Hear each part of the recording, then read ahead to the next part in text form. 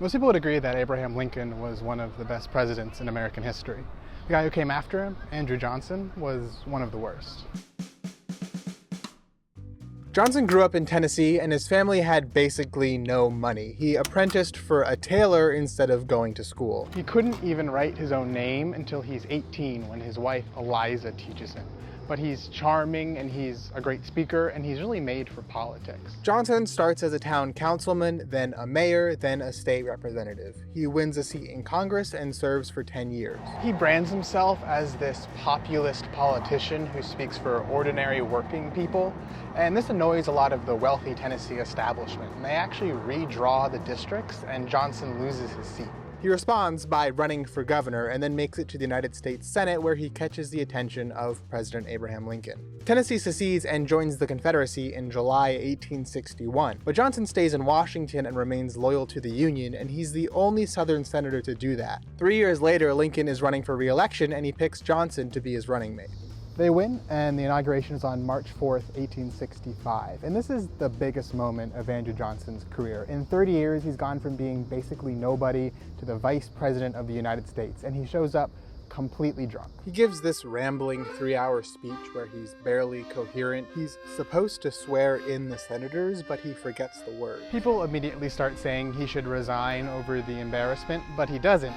And 42 days later, Abraham Lincoln is dead and Andrew Johnson is the President of the United States. Politics in 1864 focused on two big questions. First was how to help the millions of black Southerners who had just been freed from slavery, and second was how to punish the millions of white Southerners who had just lost a war to keep them as slaves. You can imagine a political spectrum from conservative to radical. Radicals want strong support for former slaves and strong punishment for the failed rebels. Conservatives are Confederate sympathizers who want to keep former slaves out of society. The Democratic Party is the most conservative part of the spectrum and is mostly found in the South, and northern states are mostly Republican. During Reconstruction, southern states couldn't send their own representatives to Congress, and this means that Republicans control basically everything. They have both houses of Congress and the White House. There's a midterm election in 1866, and Republicans win even more seats. Andrew Johnson is technically a Republican too, but he's on the more conservative side of the party, and most Republicans in Congress are pretty radical.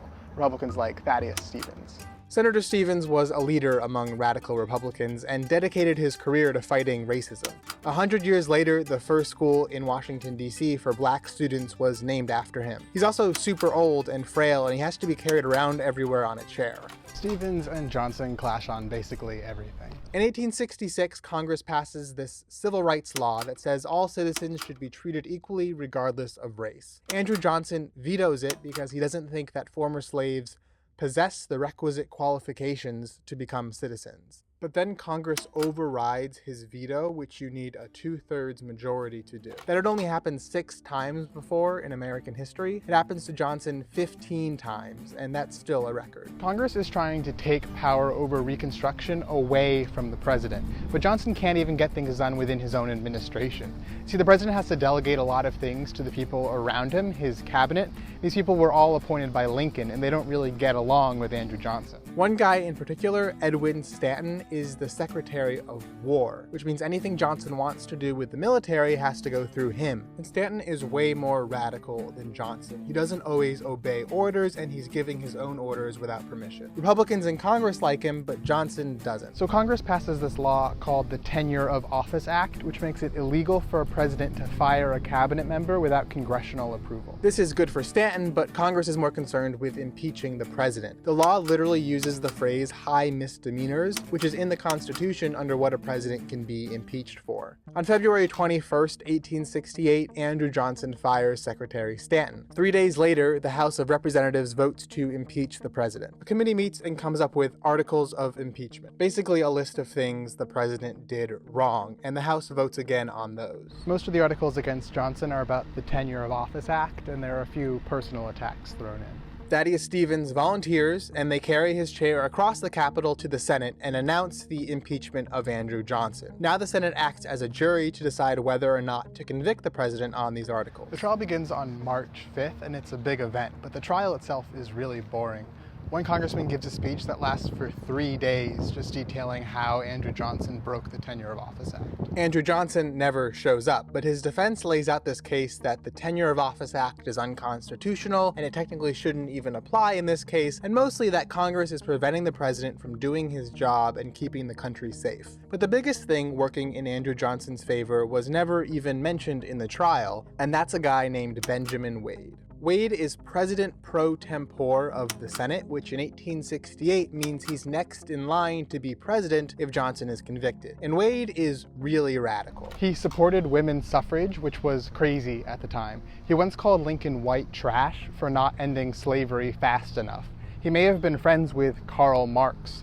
No one's sure if a President Wade would be better than a President Johnson. Even though Johnson is a Republican, Democrats like him a lot more than they would like Wade, and they're all going to vote not guilty. Most of the radical Republicans are going to vote guilty, but you need a 2/3 majority to convict the president, so it comes down to a handful of conservative Republicans. Thaddeus Stevens gives the closing argument against Johnson, but he can't stand up for very long, and he has to give his speech to someone else to finish. The big vote is scheduled for May 16th, and 9 Republicans have come out and said they're going to vote not guilty. There's still one undecided senator, and that's a 41-year-old conservative Republican from Kansas, Edmund Ross. The vote comes and the Senate gallery is packed, and they call the roll. Ross is the 39th senator alphabetically, and he votes not guilty. And Andrew Johnson escapes conviction by 1 vote.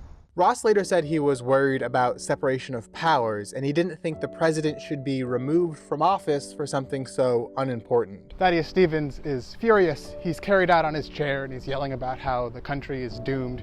He later tells a reporter that he feels like his whole life has been a failure. Stevens dies 3 months later. His body lies in state in the Capitol Rotunda, and it's the first time a casket in state is guarded by black soldiers. The Tenure of Office Act is repealed in 1887, but that doesn't matter to Andrew Johnson. Johnson stays for the last year of his term, but he has basically no political power left. He tries to run for re-election as a Democrat, but he doesn't even come close.